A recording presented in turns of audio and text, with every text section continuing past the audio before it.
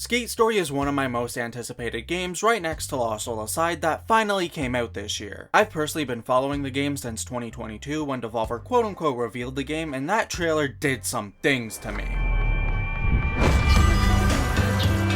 The art style and the music by Blood Cultures was phenomenal. On top of that, it was a skateboarding game, which I was personally devoid of for a long time, and Skate 4 showed no signs of coming out. There was TPS 1+2, but I'm more into realistic skaters. He says only having played Skate 3. Regardless, Skate Story was right up my alley. But even though I've been waiting since the reveal trailer, a handful of people have been waiting half a decade, as Skate Story was actually revealed in 2020 at IGN's Summer of Gaming, although it definitely seems like a prototype given the later trailers. The game was slated to come out in 2023 after Devolver revealed they were publishing the game, but that date slipped to 2024 and then 2025. Turns out being a solo dev is insanely difficult, especially for a game as technical as a skateboarding game where the animations, transitions, and momentum all need to be smooth and believable if you're going for more grounded skating, so it wouldn't shock me if the delays just went into polishing all of that stuff to get it as good looking as it is today. Thankfully, Sam Ang had some experience making games since his debut game was called Zarva, a co-op game that was released on Switch where you play as cubes with an emotional story attached. This right here is proof that you can make your first game about anything. You don't need skills in every aspect. You can start simple and then maybe end up making something as gripping as Skate Story. Every trailer that came out was so good. Song choice immaculate. Editing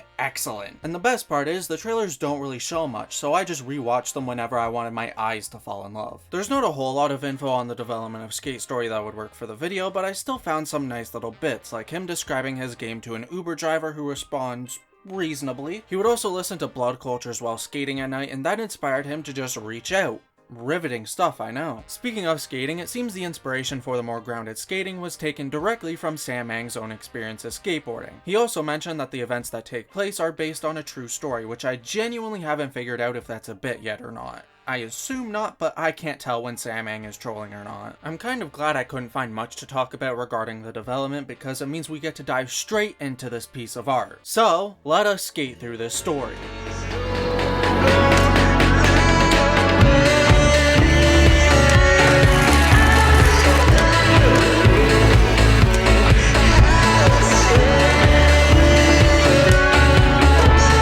As the second half of the name implies, there is in fact a story that is extremely good. The whole story is told in a poetic way. Some characters talk in rhymes, and at the end of each chapter there is a poem which are fun reads every time. You follow this story through the eyes of a demon who is entranced by a moonlight so harsh no demon in the underworld can sleep. But this demon was hungry and tired and was going to eat the moon. Not on foot, of course, that would be silly. Sadly, skateboards aren't free, but the cost isn't high, just a 4-page contract with the devil which includes the demon being turned to glass. Looks dope as hell though, so maybe worth it. Sadly, this was all a setup from the devil. As it turns out, skateboarding in the underworld is a sin, but we too cool for school, baby. I don't care about no sins. In fact, I'm gonna split the moon in half to show you how little I care.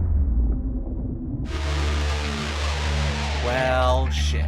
The eyes threatened the demon with deportation, but the philosopher was fascinated by our moon vision and contractual obligation to eat the moon and sends us to do an evaluation instead. The evaluation is a grueling task of putting your skateboarding prowess to the test and impressing the philosopher, who then allows you to eat the moon, which the skater cannot handle and falls into a deep sleep, and his refractive eyes see 7 moons. The philosopher from earlier reads further into your contract and examines the skateboard, which has a pictorial map of the underworld, and the demon finds out his journey is far from over, as they must consume 6 more moons. Your journey through the underworld is a gorgeous yet dangerous one, as doing a mundane task such as laundry becomes an exhilarating chase to get them back, and a lot of things want to break your fragile body. Thankfully, there's a plethora of characters that are always great to get dialogue from a frog working at Lay Bagel Land in a cafe, Coney the asshole, Sean and Sean, Lil Wobbly Bastard, and a whole lot of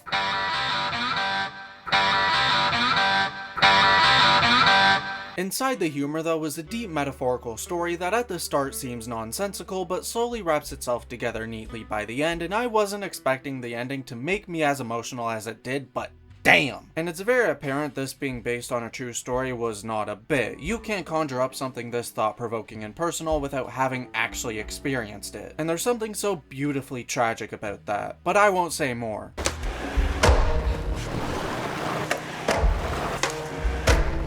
Skate Story looks like nothing else and truly has a unique aesthetic. Most stuff you actually skate on looks realistic and dull, however all the surrounding trees, texture, lighting, etc. all gives it a vaporwave feel and it genuinely looks striking. I have never had my eyeballs assaulted affectionately before, but god damn do I like the feeling. What's more, since the skater is made of glass, it means that lights are constantly being refracted off of them, and I'm so curious how Sam Mang pulled that off because it's such a cool effect. The 7 layers of the underworld all got something different going on visually, and I don't believe there's enough descriptive words in the English language to say just how beautiful Skate Story is. Like, if I saw this type of shit while on psychedelics, then whoo! Boy, I'd be messed up! There's a hub that accompanies each depth, and it's very apparent they were inspired by Sam skating around New York, as all the spots are street level stuff, and finding lines to skate was super satisfying, but I'll talk about the skating more in depth in a bit. I love the air of mystery that comes with every hub. Like, if you can't interact with something, then there's no prompt that will show up, but for some reason some gift shops have a door that say it's locked. What's that about, huh? And there's so many things that just had me asking why. Not in a bad way, just like thinking what the significance to it is, or how it ended up where it is. So many things are just unanswered, and I love that because I get to come up with my own ideas. Moreover, there's a lot of Easter eggs to other indie games, including Devolver published games and the Milk Lake, which I wishlisted after looking at the very cryptic Steam page. And those, along with little side missions or NPCs, make the game just as fun to go through on a replay, because some NPCs I didn't interact with, and I found this guy that gives you souls for doing his task. It's amazing just how jam-packed this little game is. However, for me, the skateboarding is what makes Skate Story a game I'll be able to replay infinitely. The trick animations are pretty good. Tray flips look a little stiff, but all the other animations are stylish as hell and look exactly how they should. Performing tricks is relatively simple. You do various combinations of the triggers and bumpers that control each of the demon's feet. And up on the D-pad puts you in nollie stance, which again, the tricks look great there too, but the hard part comes from timing.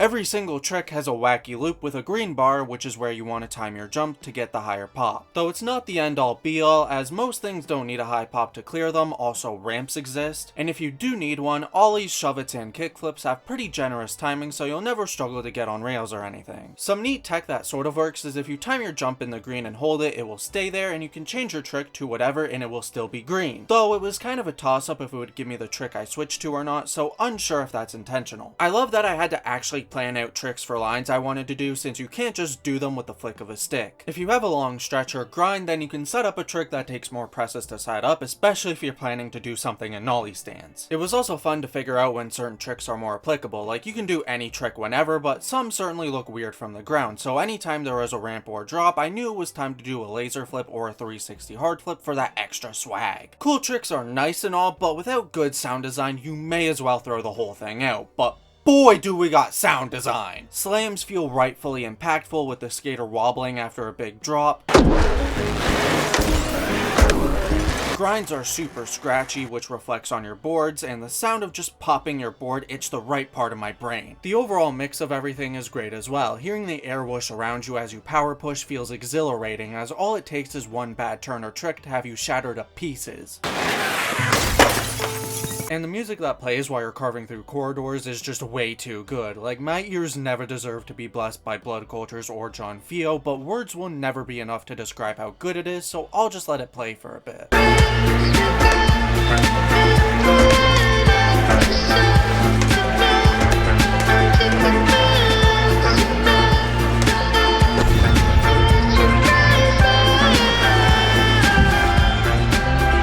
Skate Story without a doubt is in my top 10 favorite games of all time, maybe even top 5. I knew I would like it given everything I saw before launch, but it managed to exceed all of my expectations. Although I do hope some stuff can be fixed and added if it's possible, like a photo mode would easily make me spend 100+ hours in the game. And once you beat the game, you can't go back and free roam through the hub, so you'd have to play through the whole game again if you want to, which, like, oh no, I have to play through one of my favorite games again, how horrible. But for convenience sake, it would be nice. I can't wait to see more of what Sam Mang does in the future. Whether it involves skating or not, I'll be there. I hope you all enjoyed this video. If you did, make sure to leave a like, not for me, but to show Sam Mang how great of a game he made. I have a few more videos in the works, which should all be out in the coming weeks, including Hightail, because that'll be in early access soon, so make sure you subscribe if you don't want to miss that. But I'll see you all soon. Bye bye!